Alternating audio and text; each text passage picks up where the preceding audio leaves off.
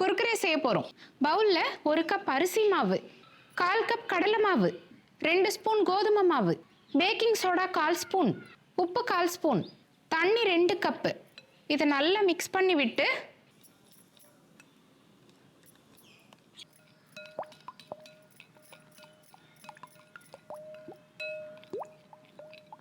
கட்டிகள் எதுவும் இல்லாமல் இந்த மாதிரி நல்ல சாஃப்டாக மிக்ஸ் பண்ணிக்கணும்.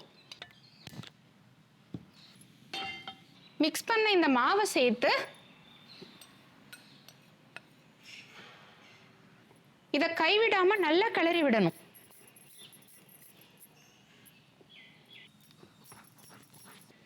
ஒட்டாம வர்றதுக்கு 2 ஸ்பூன் எண்ணெய், எண்ணெய்க்கு பதில் பட்டர் கூட சேர்க்கலாம், இன்னும் நல்லா இருக்கும்.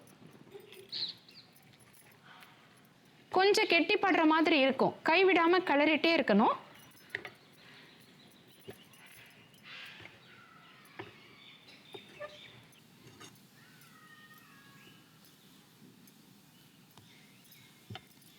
நல்ல மாவு கெட்டி ஆயிடுச்சு.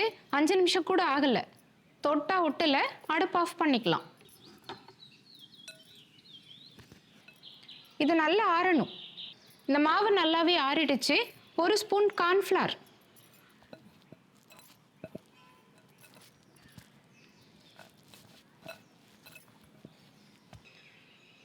கொஞ்சமா மாவு எடுத்து உருட்டி இந்த விரல் கிட்ட வச்சு இப்படி உருட்டுனா இந்த ஷேப் அழகா ரெடி ஆயிடும். இதே மாதிரி எல்லாத்தையும் ரெடி பண்ணிக்கலாம்.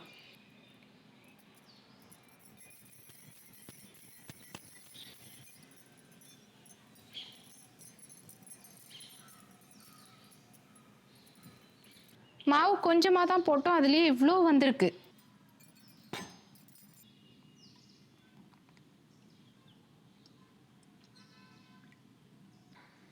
எண்ணெய் மிதமான சூட்டில் இருக்கும்போது பொரிச்சு எடுத்துக்கலாம்.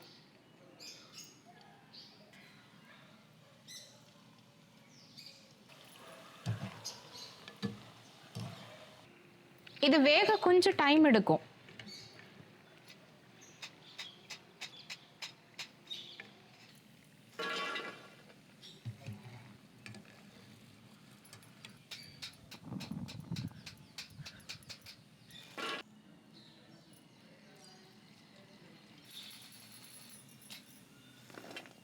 அரை ஸ்பூன் மிளகாய் தூள், அரை ஸ்பூன் கரம் மசாலா, சாட் மசாலா அரை ஸ்பூன், கொஞ்சமாக salt, sugar powder 1 spoon.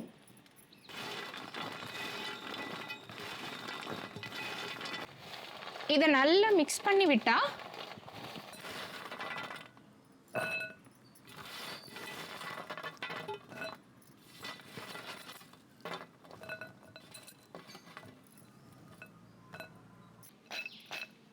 Kurkure ready. Smell நிஜமாவே கடையில் இருக்க குர்குரே மாதிரியே இருக்கு.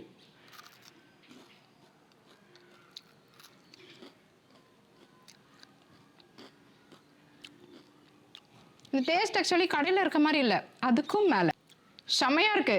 இன்னைக்கே கண்டிப்பாக ட்ரை பண்ணுங்க.